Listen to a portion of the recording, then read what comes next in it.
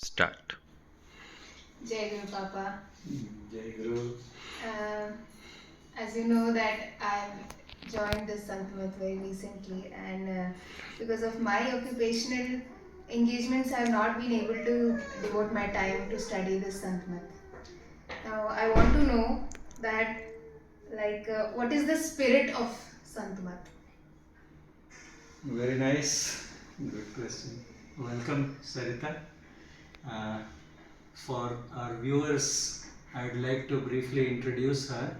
She is Dr. Sarita, who has done her MD, PG in anesthesia, and right now she is pursuing her DRNB in critical care medicine, and she is a senior resident as well as junior consultant at one of the leading, or rather the biggest hospital of Chhattisgarh state, that is Ramakrishna Care.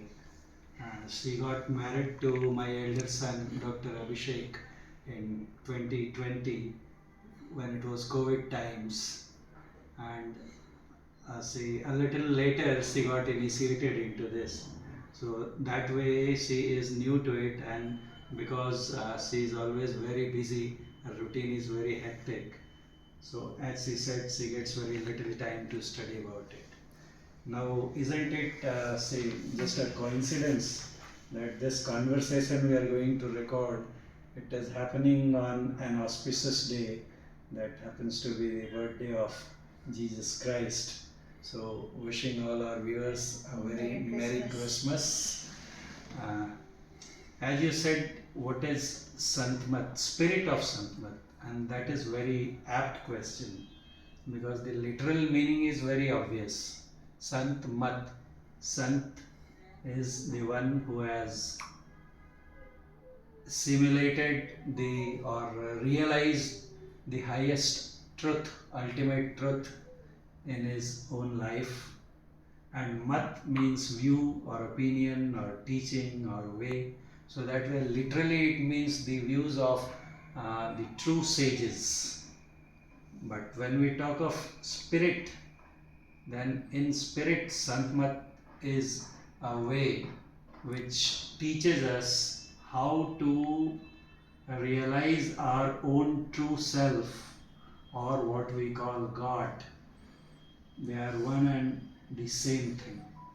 So, all the techniques, all the teachings by the sages all over the world, to whatever say time or clime they might belong to, the essence of their teachings as to how to realize our own true nature, who we really are. Because what we know as ourselves is our body, not we. This is my body, this is your body. Like this, if this is my dress, I cannot be dress. Similarly, if this is my body, I cannot be body. My mind, my intellect. So I am neither of these. So what am I really? Okay. How to know that? That is what is precisely taught in the Santmat, and that is what is Sant. Okay. Now, what religion does God belong to? Another good question. What is God? God is considered, has been described by the sages as the very essence of the whole of creation. The whole creation is out of Him, that is, it has been made by Him or within Him, and He is the sole cause of the whole creation. That is, He pervades the whole of creation. He is there in you, in me, and in the space that separates we two. He is there in India, in all other countries, all of the earth, all the planets, the sun, as well as the whole of universe and what lies even beyond. So something which could be at pervasive. Okay, he'll be the minutest and at the same time tiniest and at the same time the vastest. So how he could be bound to any one religion? So he does not belong to any religion in the sense you have asked. Rather, all the religions derive their sustenance from him. It is that supreme reality all religions teach and strive to attain. So he is the basis of all the religions, not any one religion. And if any religion, if we see that it advocates or proclaims or tries to propagate that our God is the greatest and others are inferior, then the person who is doing so, he does not know the essence of his own religion or the true nature of God. So God is one and one only, and all other manifestations of his that we see, they are his manifestations. He is in them, but he is not like, say, God permeates or pervades a statue. So that way, if we revere or worship a statue, there is nothing wrong. But at the same time, we must also know that that statue is not God itself. It's just a form, and God is beyond that. God is formless. God is nameless. He is beyond even time and space. They also came into being only when God willed them to be. Okay. Okay. Thank you. But there are many people who do not believe in God. Like there is, for them, there is no concept of God. So, does this Santmat has anything to offer for people like them or for atheists? Like, does it embrace them or oppose them? That's again a very valid question, because say, if I said it is the basis of or essence of all of the religions, then at the same time Santmat is not confined to any one religion or all of them. Because what it says, as we started, right at the start we saw Santmat teaches how to realize our own true self. And that is possible, the sages say, only as long as we remain in a human clock. Because there are so many life forms. Okay, millions of them are said to exist, and now science also is proving. Okay, about say more than 5 million species have been discovered. Out of all these, and our sages say in Indian scriptures it is said that the number is 8.4 million.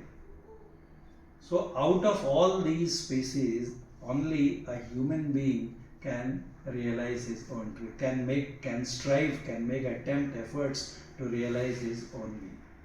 So what is the basic condition or eligibility for one to be able to assimilate what is propagated or say preached by Santmat? Being a human alone, that's all. Our Guru Maharshi Mehi Paramahansa Ji Maharaj told, Jitne manush tandhari hain, Prabhu bhakti kar sakte sab. That is, all human beings can practice devotion to God. And the same was preached by Guru Nanak also, Chahu Varna ko de updesh. Same is taught by Kabir, Buddha, Nanak. No such discrimination is placed. And when we say all human beings are capable of realizing their true nature, realize God, both are the one and the same thing. Then when we say all human beings, then it encompasses, it includes even those who do not believe in God. Because a human being may or may not believe in God. And when Santmat says that each and every human being is capable of realizing God or realizing his own self, then it means that it accommodates, it accepts all human beings. That is, each and every human being has that potential. So naturally, no one is excluded. Now, the question now say boils down to that there is a person who does not believe in God, and I have been saying all through my speech, so now as I talk thus far, that it teaches us to realize God or our own true self. Now the one who is an atheist or who is a non-believer will ask, I don't believe in God, so why are you telling me about this? Okay. And this was best answered by our legendary Guru Maharshi Mehi Paramahansa Ji in his life itself. A very learned man once came to him, offered his obeisances, and simply asked that, what do you preach, sir? Maharshi Mehi replied, I preach how to practice devotion to God, that is Ishwar Bhakti. He said, but I don't believe in God. With the same calm and composure, Maharshi May replied, no problem, don't believe. Then he said, do you have something for me also, some message for me? He said, yes, I have. First of all, tell me what is it you want in your life. Now he fell silent. Maharshi May asked, summarize and tell me in short, what is it you desire? He continued to remain silent. Then Maharshi May asked him, would you like to have permanent peace in your life, enduring happiness, never everlasting or never ending happiness in your life? He said, what more one could ask for? If I come to possess the real peace, okay, the enduring happiness, then what more I could ask for? And Maharshi May said that my message to you is that meditate to attain that everlasting peace and happiness in your life. To attain what is real peace or quietude.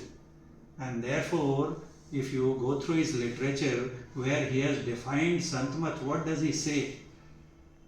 Who is a Sant? Sant literally is different from saint. The English word SAINT is not exactly the same. It is the nearest match but not the same as Sant. Because when you say the stages that a person has to pass through before he is canonized or sainthood is bestowed on him, then one of the conditions required there is that there must be incidences of miracles in his life, recorded incidences, whereas a sant deliberately and consciously tries to hide all such things. Anyway, we will not go into that. So what Maharshi May said has defined who is a sant. Then he says the one who has attained perfect quietude in his life, perfect peace, motionlessness. Okay, quietude means that your mind does not shake even a bit, okay, in the face of the fiercest of conditions, most adverse of conditions. It stays quiet. Quietude is the nature of God because He is infinite. One who pervades everywhere, He has to be infinite. And something that is infinite cannot move because He has no space around Him to move. In order to make any type of movement, any type of vibration, you need some empty space around. But God, who is, say, most densely packed everywhere, He has got no empty space. So therefore He cannot move.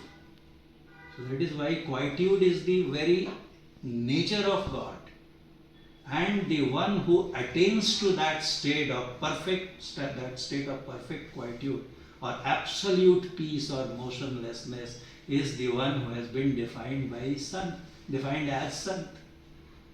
And this, I personally think that this particular definition Maharshi May had chosen specifically for this purpose. Because if you say that a person who has attained God, who has seen God, who has realized God is a Sant, it's not say untrue. That is true. But when you say that, then it excludes those who don't believe in God. Okay, that is, a Sant is not meant for those who don't believe in God. But when he says Sant is a person who has attained quietude in life, ultimately if you analyze it, both of the terms mean the same thing. But when it is defined this way, then this leaves scope even for those who don't agree with the idea of existence of God. So that is why Maharshi May said that if you want to get that peace, that happiness in your life, please learn the tact of meditation and practice. You will start having experiences, inner experiences, And as you progress and reach the ultimate destination, you yourself will proclaim that there is God and God only, nothing else is there. But for the time being, because you don't believe in God, just forget that God exists. And you try to persevere to attain your ends, what you consider to be precious in your life. That person was fully satisfied, he was full of respect and got initiated. So this is what Santmat is. So It, it doesn't hate. it, it cannot hate, because God is love personified, pure love. And He loves for no reason, for no selfish causes. With the same intensity, it has to exude love and love only because it itself is love. So therefore there is no question of hating. What hating? It cannot even oppose. It sees the same underlying essence pervading the whole of universe. What our scriptures have said, Atmavat Sarva Bhuteshu. In all the creatures, not only human beings, not only in animate beings or living beings, even in inanimate things, it sees the same ultimate reality, supreme being, presence of. It actually sees. So that is what Santmat preaches, and it's very nice that you raised this question. So Santmat is there for all human beings, all human beings. Thank you, Papa. Here we end our conversation. We thank him for enlightening us, and we hope to hear more from him in the future. Thank you. Thank you very much. I was also very happy to have interacted with you in this way. This was our first conversation, and we hope to record some more if you say we have something more to discuss. So Sure. thank you very much. It was Thank a you. nice experience. Thank you all the viewers. Jai Guru. Namaste.